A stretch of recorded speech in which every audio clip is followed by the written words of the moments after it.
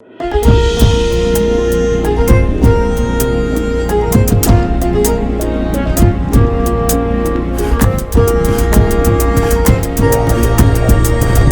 ጤና ይስጥልን የተከበራችሁ የፈታ ዴይሊ ቤተሰቦች የሰዓቱን መረጃ ይዘን ተገኝተናል። እንደተለመደው አንኳር ጉዳዮችን በቅድሚያ በማስተዋወቅ ወደ ዝርዝሩ እናልፋለን። ህወሓት የዛሬ 6 ዓመት የነበረውን የቀድሞውን ምክር ቤት በመመለስ ደብረጽዮን ገብረ ሚካኤልን የክልሉ ፕሬዝዳንት አድርጎ ከሾመ በኋላ የጊዜያዊ አስተዳደሩ ፕሬዝዳንት ሌተናል ጀነራል ታደሰ ወረደ ለመጀመሪያ ጊዜ ድምጻቸውን አሰሙ። ታደሰ ወረደ እሳቸውን ቀሪ በማድረግ በላያቸው ላይ ደብረጽዮን ገብረ ሚካኤልን ፕሬዝዳንት አድርጎ የሾመውን አካሄድ ፈጽሞ አግባብነት የሌለው መሆኑን በመግለጽ ከሹመቱ በኋላ ለመጀመሪያ ጊዜ ድምጻቸውን አሰምተዋል። ጥንቅራችን ከያዛቸው መረጃዎች መካከል ነው። የህወሓት ሊቀመንበር ደብረጽዮን ገብረ ሚካኤል ከአወዛጋቢው ሹመታቸው በኋላ የፕሬዝዳንት ጽህፈት ቤቱን በዛሬው ዕለት በቁጥጥር ስር አውለዋል። የዛሬው ክስተት በጀነራሉ ላይ የተፈጸመ ይፋዊ መፈንቅለ መንግስት በሚል ተገልጿል። ይዘነዋል። መቀሌ በውጥረት ውስጥ ናት። በክልሉ ካለው የፖለቲካ ሽኩቻ ጋር ተያይዞ ተዋጊ ጀቶች በመቀሌ ሰማይ ላይ ለሁለተኛ ጊዜ ታይተዋል። ይዘነዋል።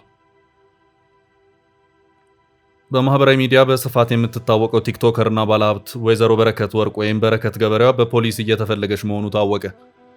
በረከት ወርቁን ጨምሮ 4 ሰዎችን በወንጀል እንደሚፈልጋቸው የኢትዮጵያ ፌዴራል ፖሊስ ይፋ ያደረገው። መረጃውን ዘርዘር አድርገን የምንመለከት ይሆናል። ገዢው ብልጽግና ፓርቲ በመጪው ግንቦት መጨረሻ በሚደረገው ምርጫ በ5 ክልሎች በሚገኙ 64 የምርጫ ክልሎች ብቻውን ለፓርላማ እንደሚወዳደር የኢትዮጵያ ብሔራዊ ምርጫ ቦርድ አመለከተ። ከተቋሚ ጎራ የሆኑ ሌሎች እጩዎች ብልጽግና በሌለበት ብቸኛ እጩ ሆነው የቀረቡበት የምርጫ ክልሎች ታይተዋል። መረጃውን የምንመለከት ይሆናል። የእስራኤልን የአዲስ አበባውን ምክር የተመለከተ አንድ አጠር ያለ መረጃንም አካተናል። የኑሮ ውድነቱ ዳግም አገርሽቷል።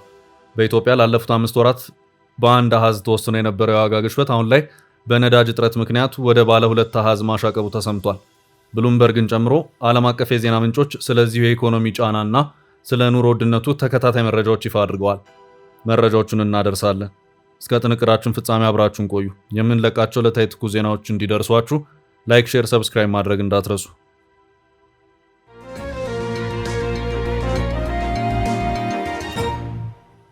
የደብረጽዮንና ጀነራሉ ፍጥጫ ይፋ ወጣ። ህወሓት የዛሬ 6 ዓመት የነበረውን የቀድሞውን ምክር ቤት በመመለስ ደብረጽዮን ገብረ ሚካኤልን የክልሉ ፕሬዝዳንት አድርጎ ከሾመ በኋላ የጊዜያዊ አስተዳደሩ ፕሬዝዳንት ሌተናል ጀነራል ታደሰ ወረደ ለመጀመሪያ ጊዜ ድምጻቸውን አሰሙ። በደብረጽዮንና በጀነራል ታደሰ ወረደ መካከል ያለው ፍጥጫ በዛሬው ዕለት በግልጽ አደባባይ ወጥቷል። ፕሬዝዳንቱን ነኝ ያሉት ደብረጽዮን የታደሰ ወረደን ጽህፈት ቤት ወስደው የመጀመሪያውን የካቢኔ ስብሰባ አድርገዋል። ጀነራል ታደሰ ይህንን ከተመለከቱ በኋላ ግዴላችሁም ያካሄድ አያዋጣም፣ መዘዙ ብዙ ነው፣ መለስ ብትሉ የተሻለ ነው በማለት ይፋዊ ተቃውሟቸውን በማሰማት ማስጠንቀቂያንም አክለዋል። ጀነራሉ እየሆነ ባለው ነገር ለሚከተለው መዘዝ ተጠያቂው የጊዜያዊ አስተዳደሩን ስልጣን በጉልበት እየያዘ ያለው ኃይል መሆኑን መግለጽ እፈልጋለሁ ሲሉም አዲሱን የነ ደብረጽዮን እንቅስቃሴን አስጠንቅቀዋል። የጀነራሉ ድምፅ የተሰማው በተቃውሞ ማሳሰቢያ ነው። ደብረጽዮን ተመርጠዋል በሚል በርክክብ ስነ ስርዓት ስልጣኑን ለሳቸው እንዲያስረክቡ ተፈልገው የነበረው ጀነራል ታደሰ ከሰሞኑ በሰጡት አንድ ቃለ ምልልሳቸው ምን ሲደረግ ፈጽሞ ይህንን ላደርገው አልችልም፣ ከፈለጉ እንደፈለጉ ያርጉት ማለታቸው ይታወሳል። በሌላ መረጃ ደብረጽዮን ፕሬዝዳንት ሆነው ተመረጡ ከመባሉ በፊት ከቢቢሲ ድረገጽ ጋር ቆይታ ያደረጉት የህወሓት ቃል አቀባይ ሚካኤል አስገዶም ጀነራል ታደሰ ሰላማዊ ዴሞክራሲያዊ ርክክብ እንደሚያደርጉ እምነቱ አለን፣ ከዚህ ውጪ የሚሄድ ሰው ካለ ወይም ከዚህ ውጪ ከሄዱ ግን ስህተት ይሆናል፣ ትክክል አይሆንም ሲሉ መናገራቸው እንደዚሁ የሚታወስ ነው። በእርግጥም ጀነራል ታደሰ እንዳሉት በህወሓት የምክር ቤት የመመለስና ደብረጽዮንን ፕሬዝዳንት አድርጎ የመመለሱ ሂደት ውስጥ የተገኙበት ሁኔታ አልታየም። በዛሬው ዕለት በእሳቸው ጽህፈት ቤት በመገኘት የካቢኔ ስብሰባ ያካሄዱት ደብረጽዮን ገብረ ሚካኤል እንደ አዲስ ተዋቅሯል ከተባለው ካቢኔያቸው ጋር ሲመክሩ የሚያሳይ የፎቶግራፍ ምስል እንዲለቀቅ አድርገዋል። ይህንኑ አዲሱን የህወሓት መረጃን ተከትሎም ሌተናል ጀነራል ታደሰ ወረደ ቁጣቸውን ገልጸው ሊከተል የሚችለውንም አደጋ በመጠቆም በጥብቅ ያስጠነቀቁበት ሁኔታ ታይቷል። ጀነራል ታደሰ በዚሁ በዛሬው ዕለት በማህበራዊ ሚዲያዎች በተሰራጨው መልእክታቸው ድርጊቱ ቀጣዩ አደገኛ ምዕራፍ መጀመሩ ይፋ የሆነበት አጥፊ እንቅስቃሴ ነው በማለት የነ ደብረጽዮንን እንቅስቃሴ በጥብቅ ኮንነው አስጠንቅቀዋል። ይህን ህገወጥ ተግባር ተከትሎ በትግራይ ህዝብ ላይ ለሚደርስ ሁሉን አቀፍ ጥፋትና አደጋ ተጠያቂው በጉልበት የአስተዳደሩን ስልጣን ለመያዝ እየሞከረ ያለው አካል ነው ሲሉም ጀነራል ታደሰ ጥብቅ የሆነ የማስጠንቀቂያ መልእክታቸውን አስተላልፈዋል። በሌተናል ጀነራል ታደሰ ወረደ ላይ ግልጽ የሆነ መፈንቅለ መንግስት ያደረጉ መሆኑ እየተነገረ ሲሆን የህወሓት ምክር ቤት ተመለሰ መባል በኋላ ጀነራል ታደሰ ወረደ በዚህ ጉዳይ ድምጻቸውን ሲያሰሙ ለመጀመሪያ ጊዜ ነው። በትግራይ አሁን ከተፈጠረ የስልጣን ግብግብ አንጻር የኃይል አሰላለፉ ምን ይመስላል የሚለው ግልጽ አይደለም። ታደሰ ወረደ ከነማን ጋር ናቸው? ደብረጽዮንስ ስልጣን ነጠቅኩ ያሉት እነማንን ተማምነው ነው የሚለው ጉዳይ በግልጽ የለየለት ሆኖ አልታየም። እስካሁን ባለው ሁኔታ የፌዴራሉ መንግስት የህወሓት ውሳኔንም ሆነ የክልሉ ምክር ቤት ወደ ስራ መመለሱን በተመለከተ በይፋ የሰጠው ምንም አይነት አስተያየት የለም።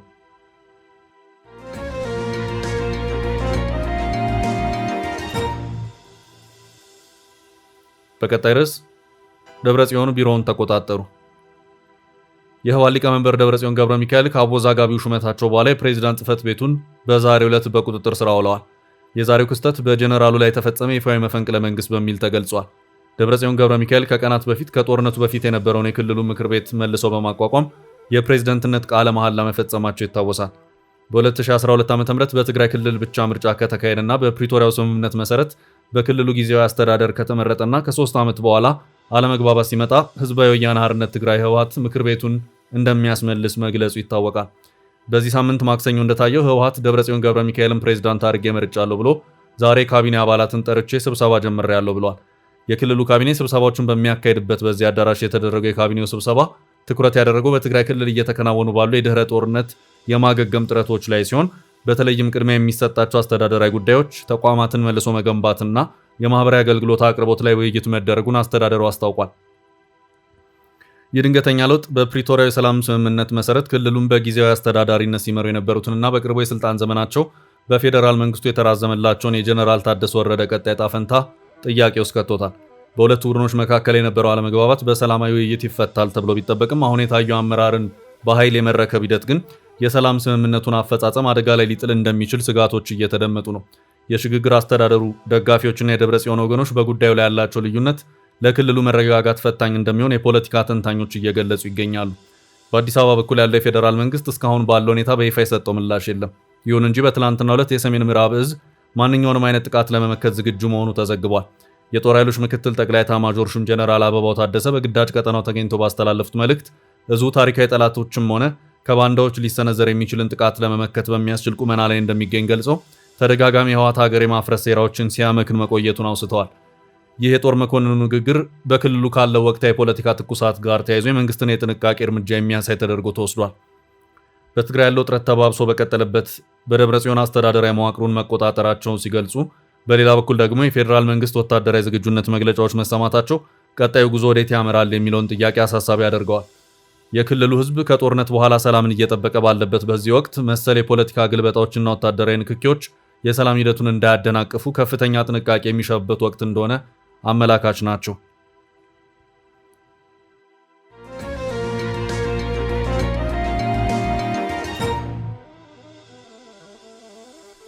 በቀጣይ መረጃ በመቀሌ ሰማይ ሁለተኛው ተዋጊ ጀት።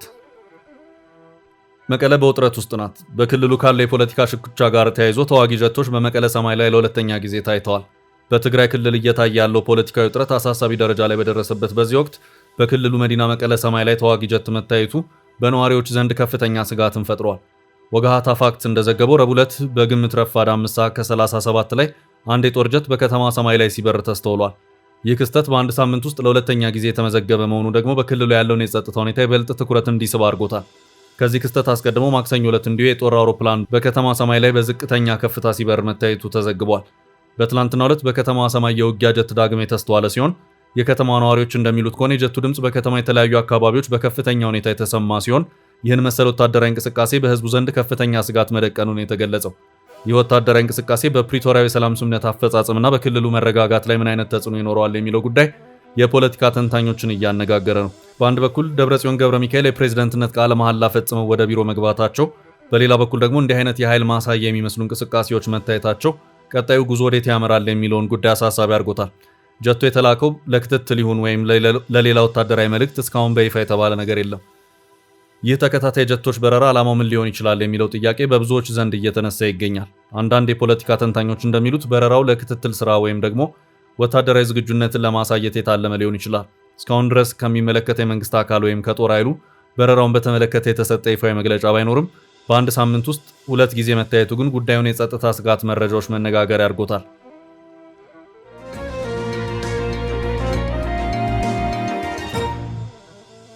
ወደ ቀጣይ ርዕስ አለፍን። በረከት ገበሬዋ በፖሊስ እየተፈለገች ነው። በማህበራዊ ሚዲያ በስፋት የምትታወቀው ቲክቶከርና ባለሀብቱ ወይዘሮ በረከት ወርቅ ወይም በረከት ገበሬዋ በፖሊስ እየተፈለገች መሆኑ ታወቀ። ወይዘሮ በረከት ወርቁን ጨምሮ 4 ሰዎችን በወንጀል እንደሚፈልጋቸው የኢትዮጵያ ፌዴራል ፖሊስ ነው ይፋ ያደረገው። በረከት ገበሬዋን ጨምሮ ፖሊስ በከባድ የሙስና ወንጀል 4ቱን ግለሰቦች እንደሚፈልጋቸው ነው ያስታወቀው። ፖሊስ ስለ ግለሰቦቹ ማህበረሰቡ ያለውን ማንኛውንም መረጃ እንዲሰጥም ጠይቋል። ግለሰቦቹ የኢትዮጵያ ነዳጅና ኤነርጂ ባለስልጣን ምክትል ዋና ዳይሬክተርና የኢትዮጵያ ነዳጅ አቅራቢ ድርጅት ዋና ዳይሬክተርን ጨምሮ በገበያ ላይ ነዳጅ እጥረት እንዲከሰት አድርገዋል ተብሎ ክስ ከተመሰረተባቸው 13 ግለሰቦች መካከል ናቸው። የክስ መዝገቡ ለፌዴራል ከፍተኛ ፍርድ ቤት ልደታ ምድብ 3ኛ የሙስና ጉዳዮች ወንጀል ችሎት ነው በሳምንቱ የቀረበው። በዋነኝነት 3 ተከሳሾች ከመመሪያ ውጭ ለተቋማት የነዳጅ ግዢ ፍቃድ በመስጠት ክስ የተመሰረተባቸው ሲሆን 7ኛ ተከሳሽ የሆነችው በረከት ወርቁ ከባለስልጣናቱ ጋር በመመሳጠር 466058 ሊትር ነጭ ናፍጣ በኮንትሮባንድ ለወርቅ አምራቾች እንድትሸጥ መደረጉን ክሱ ያመለክታል።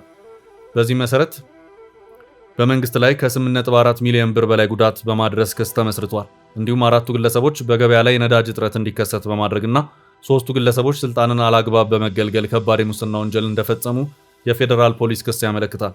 ፍርድ ቤቱ የክስ መቃወሚያ ለመስማት ለግንቦት 10 ቀጠሮ መያዙ በሳምንቱ ተዘግቦ ነበር።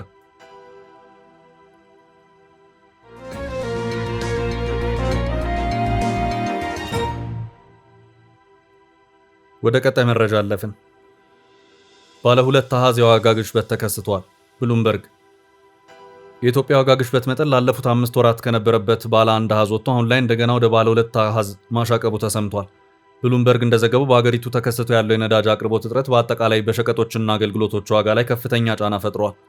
የኢትዮጵያ ስታቲስቲክስ አገልግሎት በቅርቡ ባወጣው መረጃ መሰረት በታህሳስ 2018 ዓ.ም ለመጀመሪያ ጊዜ ወደ ባለ 1 አሃዝ ወርዶ የነበረው ግሽበት በሚያዝያ ወር ወደ 11.7 በመቶ ከፍ ብሏል። ለዚህ የዋጋ ግሽበት ዳግም ማገርሸት እንደ ዋና ምክንያት የተቀመጠው ከባድ የነዳጅ እጥረትና የዋጋ ጭማሪ ነው። ነዳጅን ጨምሮ የማገዶና ተያያዥ ምርቶች ዋጋ በወሩ ውስጥ በ3 በመቶ ጭማሪ ያሳዩ ሲሆን የትራንስፖርት ወጪን በከፍተኛ ሁኔታ እንዲጨምር አድርጎታል። በተለይም በነዳጅ አቅርቦት ሰንሰለት ላይ የታዩት መስተጓጎሎች ለምግብ ነክና ምግብ ነክ ያልሆኑ ሸቀጦች ዋጋ መጨመር ቀጥተኛ ምክንያት መሆናቸውን ዘገባው ያመለክታል። በነዳጅ ማደያዎች ላይ የሚታዩት ረጃጅም ሰልፎች የችግሩን ጥልቀት በግልጽ ያሳያሉ።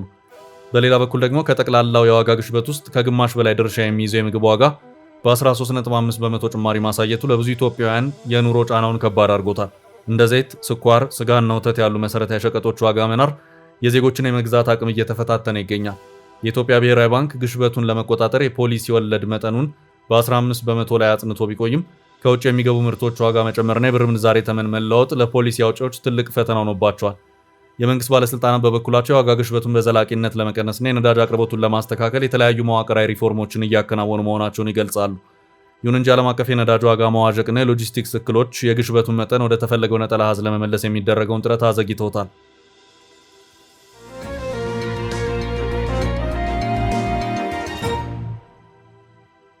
በቀጣይ መረጃ የእስራኤል የአዲስ አበባው ምክር። እስራኤል አዲስ አበባ ላይ መክራለች። ከሶማሊላንድ ጋር የተደረገ ምክር ነው። እስራኤል ሶማሊያ የሉዓላዊ ግዛት አንድ አካል ናት ላለቻት ሶማሊላንድ ሀገራዊ እውቅናን ከሰጠች በርከት ያለ ወራት ተቆጥረዋል። አሁን የሁለቱ ሀገራት ባለስልጣናት አዲስ አበባ ላይ መምከራቸው የተገለጸው በንግድና ኢንቨስትመንት ትስስር ጉዳይ ጋር በተያያዘ ነው። እስራኤል የሶማሊላንድን ጉዳይ ጠበቅ አድርጋ ይዛለች። ሶማሊላንድ በቀይ ባህር ስትራቴጂክ ቦታ ላይ የምትገኝ መሆኗ በእስራኤል እንደዚሁም በአሜሪካ የምትፈለግ አድርጓታል። ሆርን ዲፕሎማት ባሰራጨው መረጃም እስራኤል ከሶማሊላንድ ጋር ያላትን ግንኙነት ሁሉን አቀፍ ለማድረግ የንግዱንና ኢንቨስትመንቱን አቅጣጫም እያጠናከረች ትገኛለች። እስራኤል ከሶማሊላንድ ጋር ያላትን ግንኙነት በኢንቨስትመንት፣ በንግድ፣ በመሰረተ ልማት ግንባታዎችና በመሳሰሉት ማስፋት እንደምትፈልግም ዘገባው አክሎ አመላክቷል። የአዲስ አበባውን የእስራኤል ሶማሊላንድ ስብሰባ ያዘጋጀው በኢትዮጵያ የእስራኤል ኤምባሲ መሆኑ ታውቋል።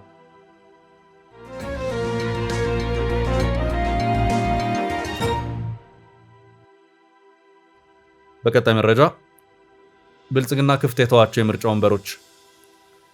ገዢው ብልጽግና ፓርቲ በመጪው ግንቦት መጨረሻ በሚደረገው ምርጫ በ5 ክልሎች በሚገኙ 64 የምርጫ ክልሎች ብቻውን ለፓርላማ እንደሚወዳደር የኢትዮጵያ ብሔራዊ ምርጫ ቦርድ መረጃ አመለከተ። የተቃዋሚ ፓርቲ አመራሮች የሚወዳደሩባቸው ወንበሮች ደግሞ ብልጽግና የማይወዳደርባቸው ሆነው ተገኝተዋል። ከዚህ ቀደም ብቻቸውን እንደሚወዳደሩ ከተነገረላቸው የተቃዋሚ ፓርቲ አመራርና አባላት በተጨማሪ አሁን ላይ የጠቅላይ አማካሪና የቀድሞ የቱሪዝም ሚኒስቴር የሆኑት አቶ ቀጀላ የጠቅላይ ሚኒስትር እንዲሁም የኦነግን አንድ አንጃ በመወከል የጠቅላይ ሚኒስትር አብይን ካቢኔ የተቀላቀሉት አቶ አራርሶ ቢቂላ እንደሚገኙበት ተዘግቧል። እንደ ምርጫ ቦርድ ሰነድ ገዢው ፓርቲ ብልጽግና ከሚወዳደርባቸው 64 የምርጫ ክልሎች ውስጥ 46ቱ በኦሮሚያ፣ 11ዱ ደግሞ በአማራ ክልል የሚገኙ መሆናቸውን የዜና ምንጩ ኢትዮጵያ ኢንሳይደር ዘግቧል። ለፓርላማና ለክልል ምክር ቤቶች የሚወዳደሩ እጩዎችን ዝርዝር በያዘው በዚህ ሰነድ ውስጥ የሐረሪና የትግራይ ክልሎች መረጃ ለመካተቱን ዘገባ አመልክቷል። የእጩዎች መረጃ ይፋ ከተደረገባቸው 10 ክልሎች መካከል በአምስቱ ብቻውን በተወዳዳሪነት የቀረበ ፓርቲም ሆነ ግለሰብ አለመኖሩም ተነግሯል። አዲስ አበባና ድሬዳዋ ከተማ አስተዳደሮችም በሁሉም የምርጫ ክልሎቻቸው ከአንድ በላይ እጩዎች ለውድድር ቀርበዋል። አዲስ አበባ ካሏት 23 የምርጫ ክልሎች በሶስቱ ገዢው ፓርቲ ብልጽግና ለፓርላማ እጩዎችን አለማቅረቡ ታይቷል። ለእነዚህ መቀመጫዎች ግን 9 ፓርቲዎች እጩ ማስመዝገባቸውን ሰነዱ አመላክቷል። ገዢው ፓርቲ እንደ ድሬዳዋና አዲስ አበባ በርከት ያሉ ተፎካካሪዎች አብረውት ቢቀርቡም በ5 ክልሎች በሚገኙ 64 የምርጫ ክልሎች ግን ለፓርላማ የሚወዳደረው ብቻውን መሆኑን ሰነዱ አመልክቷል። ብልጽግና ፓርቲ ባለፈው 6ኛው ዙር ምርጫ በ112 የምርጫ ክልሎች ብቻውን መወዳደሩን ዘገባው አስታውሷል። በዘንድሮ ምርጫ ብልጽግና ፓርቲ በብቸኛ የፓርላማ ተወዳዳሪነት የቀረበባቸው አብዛኞቹ የምርጫ ክልሎች የሚገኙት በኦሮሚያ ክልል ነው። በክልሉ አንድ ተወዳዳሪ ብቻ ከተመዘገበባቸው 49 ምርጫ ክልሎች ውስጥ በ46ቱ ብልጽግና ፓርቲ ያለምንም ተወዳዳሪ ለምርጫ ቀርበዋል።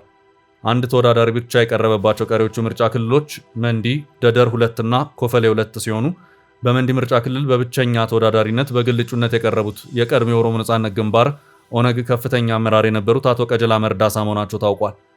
2 ዓመት ለሚጠጋ ጊዜ ባህልና ስፖርት ሚኒስቴር ሆነው የሰሩት አቶ ቀጀላ በሰኔ 2016 ዓ.ም ከስልጣናቸው ከተነሱ በኋላ የጠቅላይ ሚኒስትር አብይ አህመድ አማካሪ እንዲሆኑ መደረጋቸው ይታወሳል።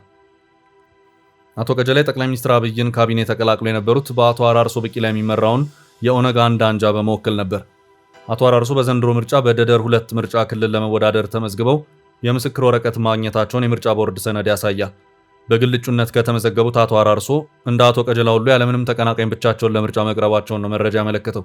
እንዲሁም በቀረው የኮፈሌ 2 ምርጫ ክልል በብቸኛነት ተወዳዳሪውን የቀረቡት ደግሞ የአዲስ ትውልድ ፓርቲ ፕሬዝዳንት የሆኑት አቶ ሰለሞን ታፈሰ መሆናቸውን ሰነዱ ያመለክታል። በኦሮሚያ ክልል ብቻቸውን እንደቀረቡት የአዲስ ትውልድ ፓርቲ ተመራጭ ሁሉ በአማራ ክልል የሚወዳደሩ የአራት ተቃዋሚ ፓርቲዎች እጩዎችም ያለምንም ተፎካካሪ በምርጫ የሚሳተፉ መሆኑን የምርጫ ቦርድ ሰነድ ያመለክታል። ብቻቸውን ከቀረቡ የተቃዋሚ መሪዎች መካከል የትብብር ለኢትዮጵያ አንድነት ፓርቲዎችን የወከሉት አቶ ዮሐንስ ጥላሁንና አቶ ይልቃል አስቻለ ሲሆኑ የአማራ ብሔራዊ ንቅናቄን አብንን በመወከል በመሃል ሜዳ የምርጫ ክልል የቀረቡት አቶ ዳምጦ ተሰማም ከዚህ ዝርዝር ውስጥ ይገኛሉ።